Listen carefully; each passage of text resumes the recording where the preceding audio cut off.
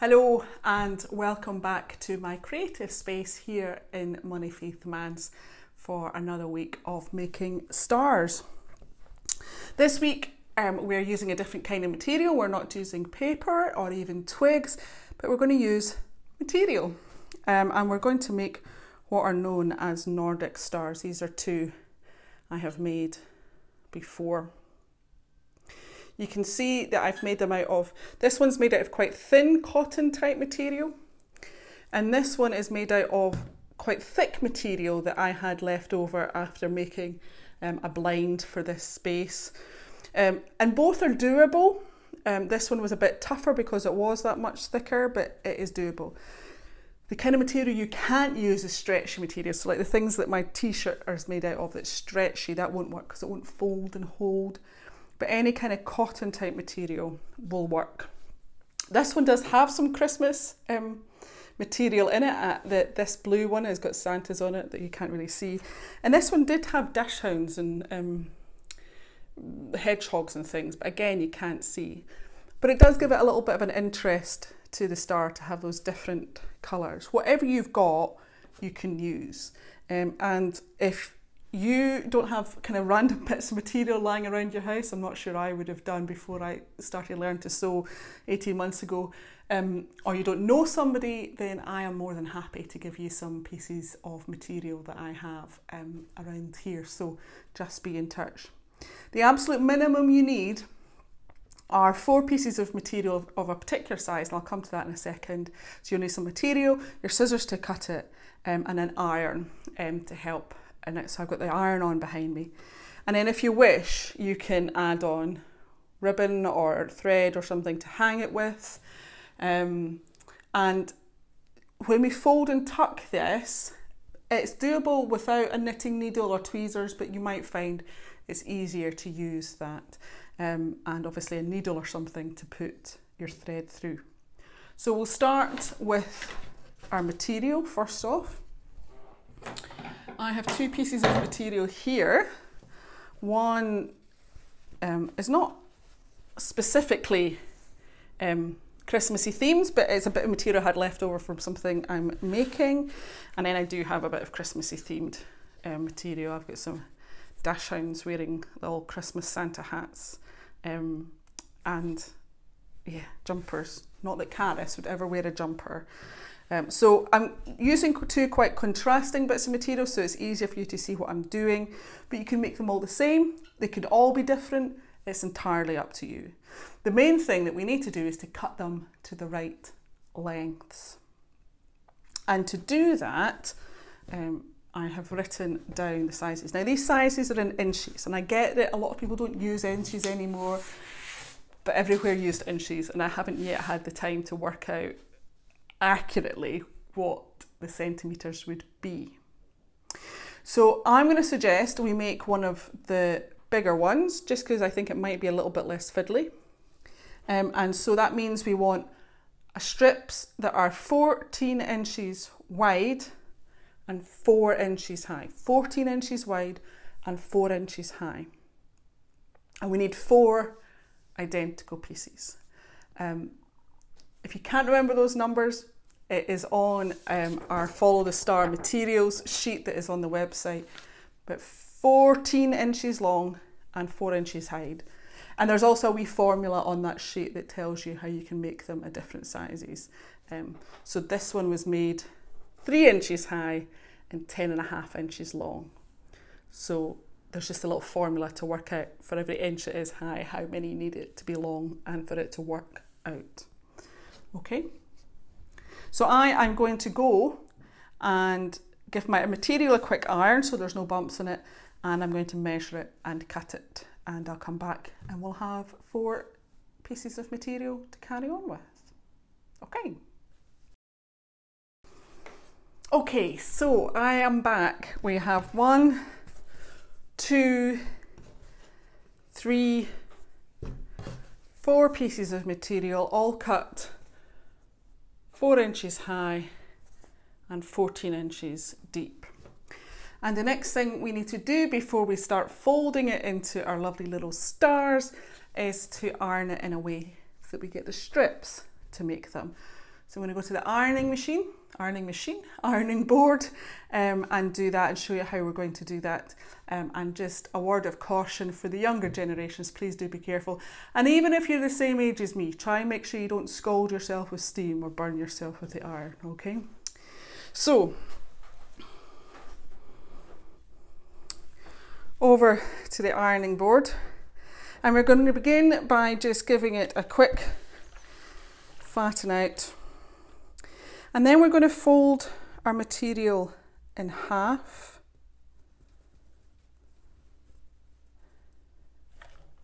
and iron there. And if you wish to give it a little bit of steam just to make it sure it stays, you can do. And then we're going to open it back up, and what we're going to do is a little bit like binding. For those who know what binding or bias binding is, this is essentially what we're going to create. We're going to fold one end into the centre, and we're going to iron that down. There we go. And then we're going to turn it over and do the same with the other side. Fold it in and iron it down. And once you've got both bits in, you can then fold it all in half. This is the strip you're going to work with, and then give it a good iron flat. Nice and ready to use. Let's try a dash round one next. I'll talk you through it one more time and then we'll whiz through it. So you're folding it in half and ironing it. Open it up, fold one bit in. Now, a wee trick that I learnt was, see, if you fold that in to the middle, then you can actually fold it up like that and iron it down that way. Whatever works for you, you can do. But essentially, we just want to make sure that everything's folded in and nice and square, so that our strips end up 1 inch wide and 4 layers. Okay, I'm going to do the last two, and I'll see you back at the table.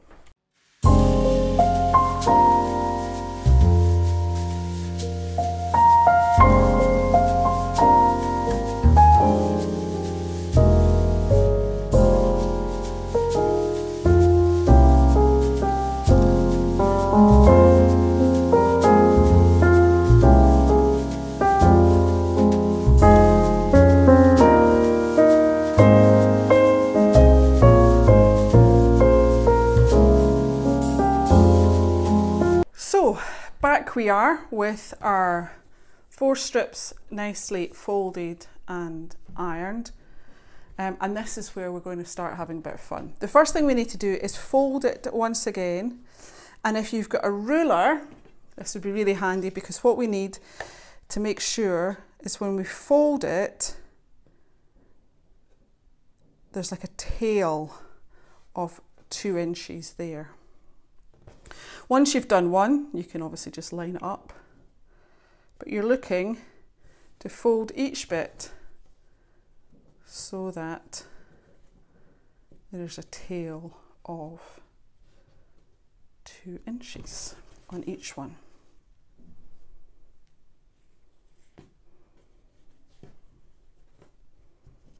Okay.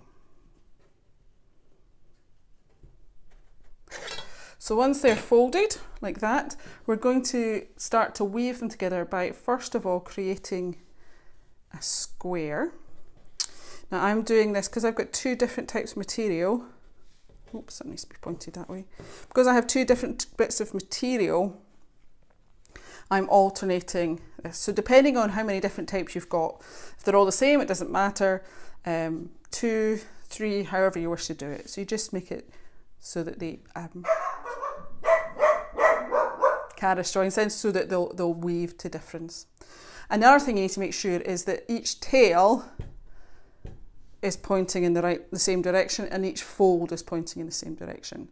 Because the first thing we're going to do is take this side one and we're going to pop it all underneath and inside that loop. I'm going to take this one and pop it all inside this loop here. We're going to take this one and pop it all inside, oops, this loop here, and then this final end is going to go into the loop here. So that each tail and end goes through a loop, and each loop has a tail and end going through it. And what we're going to do is we're going to pull those ends together, and you need to kind of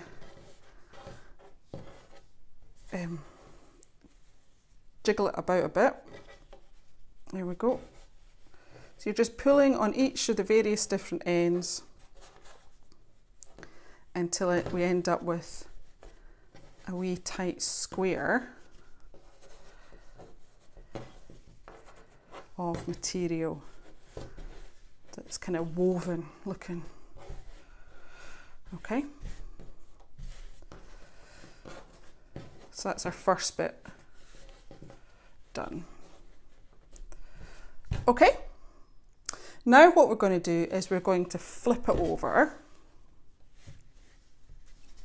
So it's like this.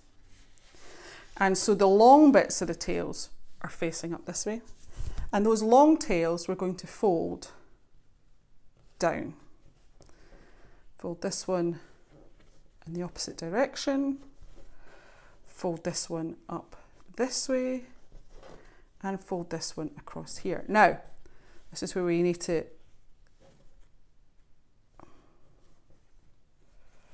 I always get this bit confused. It's this one we lift up. So the last one you need to lift that up and put it over, so that again, there's that kind of sense of it being woven. So each one goes under and over, under and over, under and over, under and over.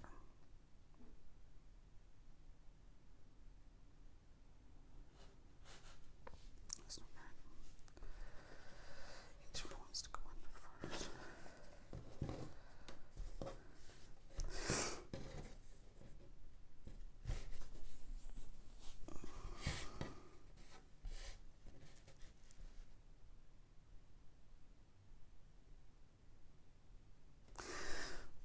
We're going to flip it over so that the long tails, let's go back to here.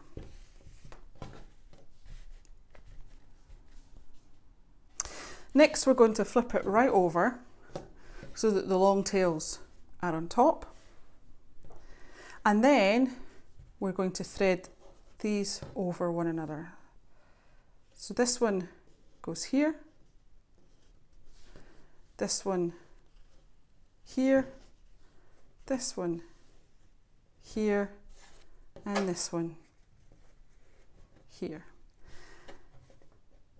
And this last one is going to want to tuck underneath that first loop that we made. So it's woven once again on that side into a nice tight square.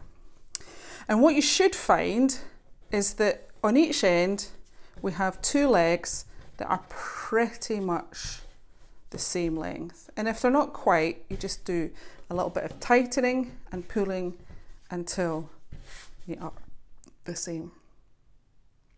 And this is where we start to create the points of the star. So the first thing we're going to do, we're going to start with this one, and you will see that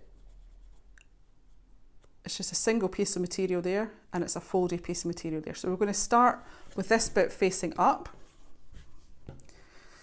We're going to fold that over to the side, so there's like a little triangle created. We're going to flip it over.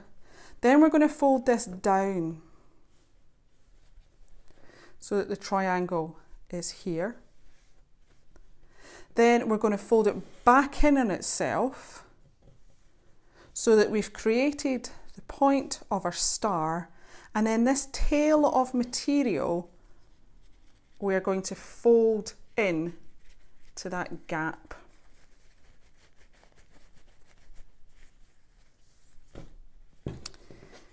And you might want to just tighten everything up as you go along. So that's our first one.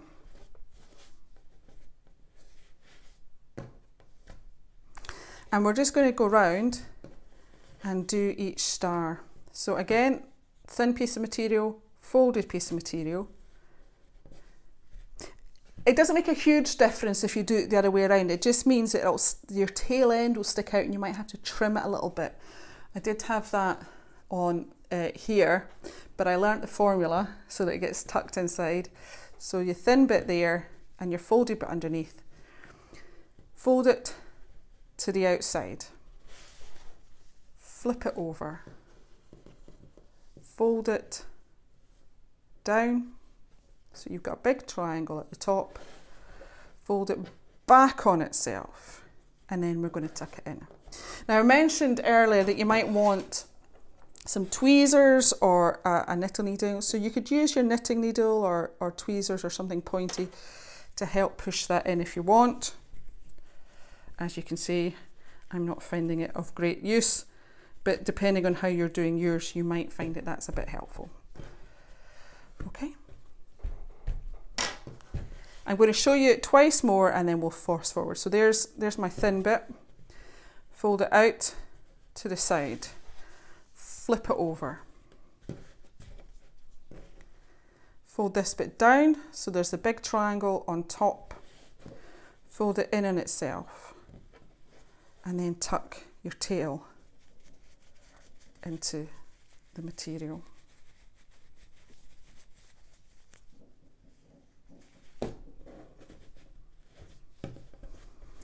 There's your thin bit. Fold it to the outside. Flip it over. Fold it down. Fold it in on itself.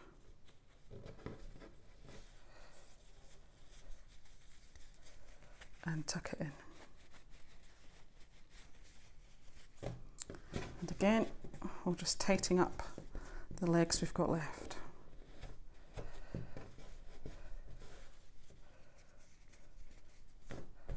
Okay.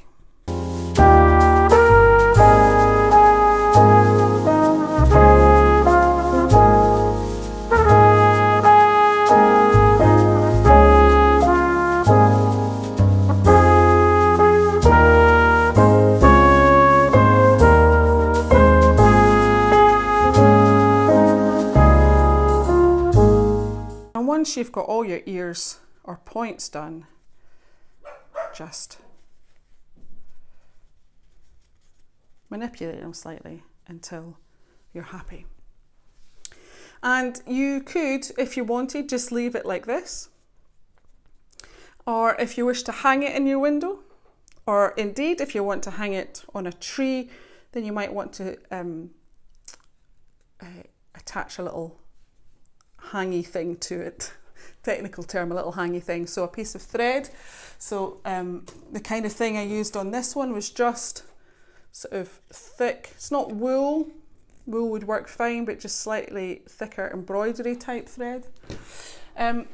Or I've decided I quite like a piece of nice blue ribbon on this one. So depending on how thick or otherwise your thing is, either use a needle, but I can't use this needle for my ribbon, and I've got a slightly thicker headed needle here to do my ribbon. Thread it through, and then what you're just going to want to do is find a bit in between the stars. It depends how you want to hang it. You might want to put something here, or you might want to put it in beside here. Actually, considering mine are like this and the other way, I'm going to put mine here, in between this blue and this red. And you just put it all the way through, catch a little bit of the material and push it through. The downside of doing this ribbon is, because I have to use a thicker needle, it's more difficult to get through. I would want to use ribbon when I'm filming it. But once you've had it through, that's all you need, okay? So you can take everything off and then make it whatever length it is you want in order to hang it. I'm just going to cut that little bit off there. Tie a wee knot in it. Again, trim off any excess. And you can either just leave it with the wee knot at the top, or you can pull it down and just hide it at the back there. And that is you with your finished Nordic star. Once again, if you don't have any of these materials lying around the house, whether that's a bit of ribbony string or needles or even material, please just get in touch. I'm more than happy to cut some pieces of material for you to give this a go, because they are very pretty once they're done. And just a final reminder over the Christmas week, while you're munching through chocolates, if you've managed to get yourself some quality street, make sure you keep the cellophane wrappers for our next star project. Until then, take care. Bye.